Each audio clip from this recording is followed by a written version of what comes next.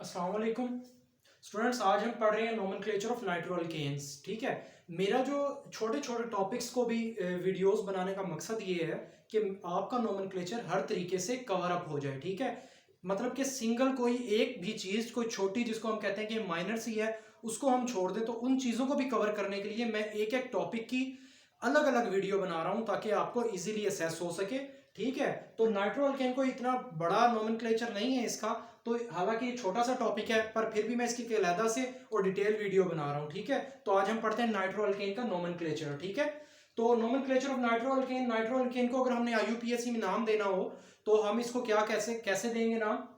हम इसको ऐसे ट्रीट करेंगे, हम हमेशा NO2 नाइट्रो ग्रुप को एज अ सब्स्टिट्यूएंट ट्रीट करते हैं ऑर्गेनिक में। ठीक है, मतलब पेरेंट चेन को जैसे हम सिलेक्ट करते थे, लेकिन NO2 जो सिलेक्ट होगा वो एक्ट एज अ सब्स्टिट्यूएंट होगा। जब सब्स्टिट्यूएंट होगा तो वो लिखा कैसे जाएगा नेम में, एज अ प्रीफिक्स के तौर पे। तो आओ अब हम देखते हैं, मैंने ये थोड़ा सा इंग्लिश में लिख दिया था, nitro group is always treated as substituent. ठीक है, तो एज अ सब्स्टिट्यूएंट ट्रीट होगा। जब सब्स्टिट्यूएंट ट्रीट होगा तो आईयूपीएसी नेमिंग में एज अ प्रीफिक्स काम करेगा। ठीक है, तो लॉन्गेस्ट चेन को हम कार्बन की वैसे ही सिलेक्ट करेंगे और फार्मूला वही है जो मैंने पहले लेक्चर के अंदर नोमेनक्लेचर में स्टार्ट में बताया था। सबसे पहले प्रीफिक्स, फिर स्टेम नेम, फिर प्रीफिक्स। ठीक है, स्टेम प्रीफिक्स क्या थी, कोई भी हो सकती है, क्लोरो, ब्रोमो, नाइट्रो वगैरह। स्टेम नेम जितने कार्बन पेरेंट चेन में मौजूद है। प्रीफिक्स प्राइमरी सफिक्स क्या होती है, प्राइमरी सफिक्स ये थी कि सिंगल बॉन्ड है, डबल बॉन्ड है, ट्रिपल बॉन्ड है। फिर आ जाते थे सेकेंडरी सफिक्स पे के फंक्शनल ग्रुप कौन सा लगा हुआ है, लेकिन यहाँ पे हम ट्रीट कर रहे हैं एज अ सब्स्टिट्यूएंट, तो हम प्रीफिक्स के तौर पे यूज करेंगे। लेकिन अगर कोई एल्डिहाइड कीटोन या कोई ऐसा ग्रुप लग जाता है तो हम उसको एज अ सेकेंडरी सफिक्स लिख सकते हैं। तो हम आ जाते हैं एग्जांपल्स पे, सिंपल से बताता हूं। CH2NO2 लगा हुआ है। ठीक है, कितने कार्बन है, 1 2, दो कार्बन है, तो नाइट्रो लगा हुआ, 1 nitro as a prefix use हो रहा है।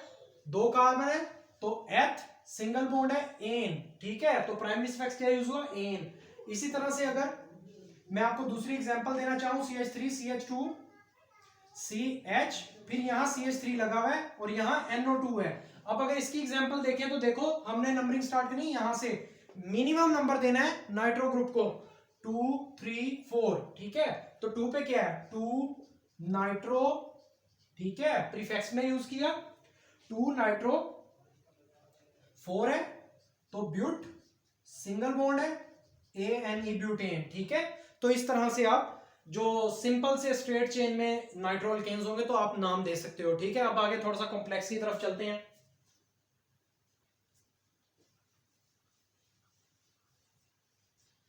तो ये मैं बताना भूल गया, इसका जो जनरल फार्मूला है वो क्या है, RNO2। ठीक है, अल्काइल ग्रुप के साथ नाइट्रो लगा हुआ है, या फिर अल्काइल के साथ क्या, अराइल के साथ भी लगा सकते हो आप। अब मैं बात करता हूं सिंगल बॉन्ड की, हमने बात की।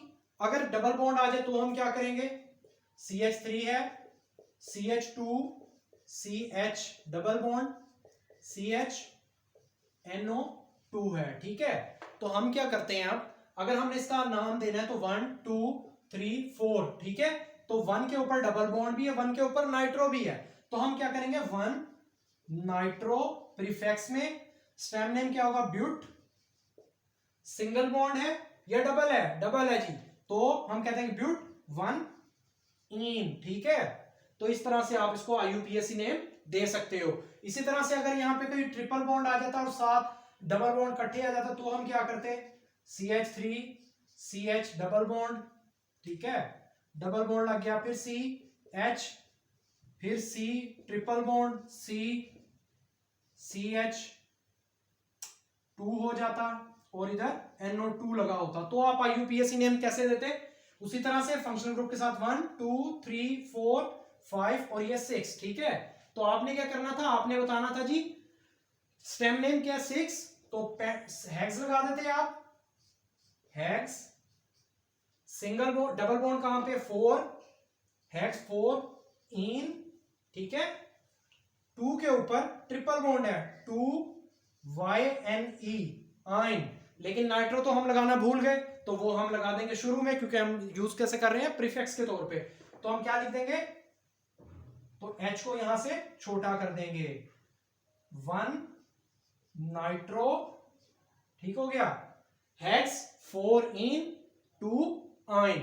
तो इस तरह से आप इसको IUPAC नेम दे सकते हो। अगर डबल ट्रिपल अगर वैसे आ जाए तो आपको ये मैंने सारी चीजें क्लियर कर दी हैं। अच्छा, अब थोड़ा सा कॉम्प्लेक्स देखो। अगर हेलोजेंस वगैरह आ जाए तो हम क्या करेंगे?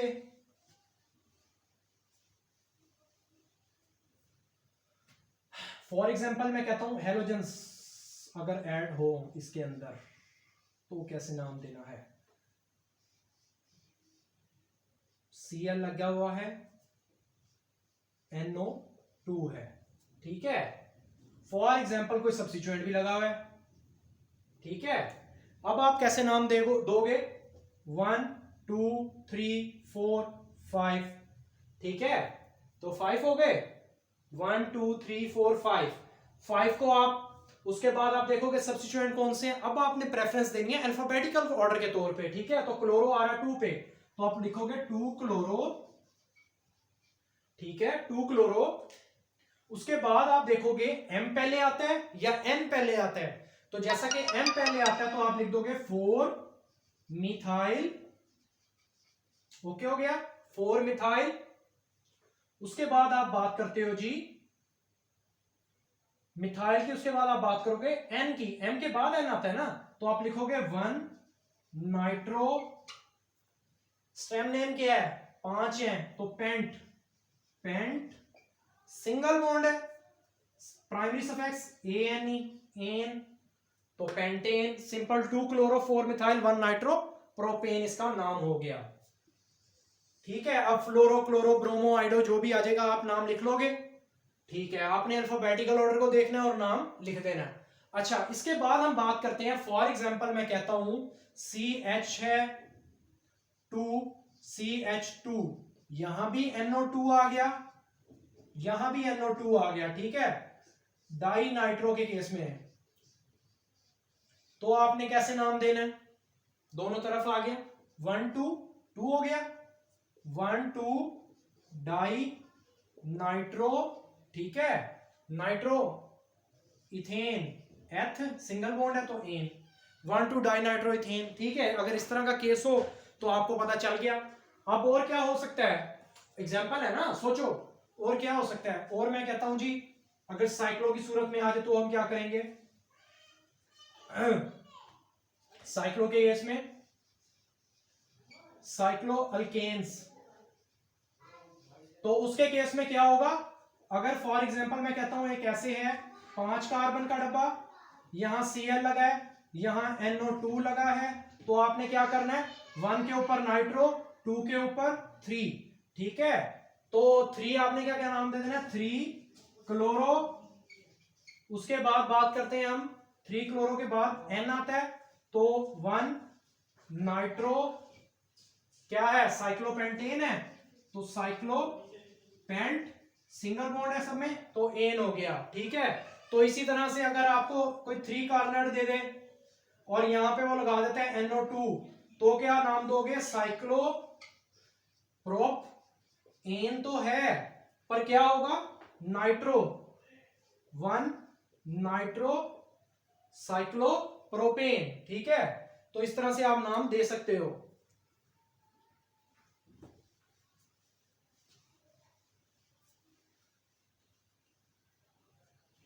इसी तरह अगर हम नाइट्रो सॉरी एरोमेटिक में देखें, एरोमेटिक सिस्टम में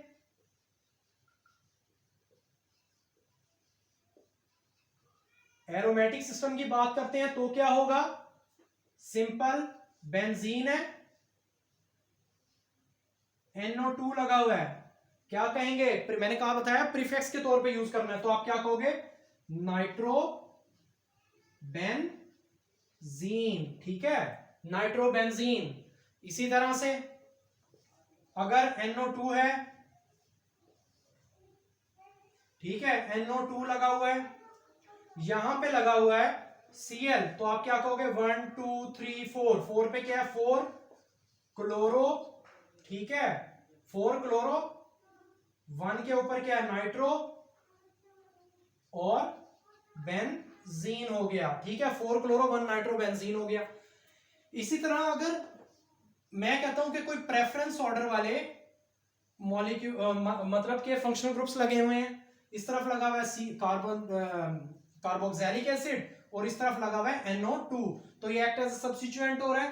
तो 1 2 3 4 क्या होगा, 4 नाइट्रो, अब इसका नाम ही चेंज हो गया, नाइट्रो बेंजोइक एसिड हो गया।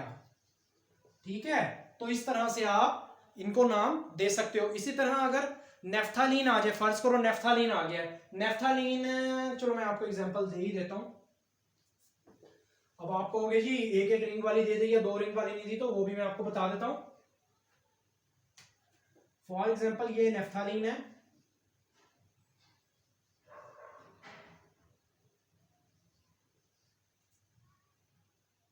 यहां NO2 लगा हुआ है, तो ये 1 पोजीशन कर दो, 2 3 4 5 6 7 8, उसके बाद अंदर जाते हैं तो वो आपको मैंने पिछले लेक्चर में बता दिया था। तो आप इसको क्या नाम दे सकते हो, अल्फा नाइट्रो नेफ्थालीन। ठीक है, तो इस तरह से आप IUPAC नेम दे सकते हो। ठीक है, तो ये आज का लेक्चर था मेरा नाइट्रो अल्केन्स के ऊपर। तो वो मैंने आपको मतलब कि अपनी तरफ से जहां तक मेरी कोशिश हो सकी है मैंने आपको बता दी है। ठीक है, तो अब इंशाल्लाह नेक्स्ट लेक्चर में मिलते हैं। अल्लाह हाफिज।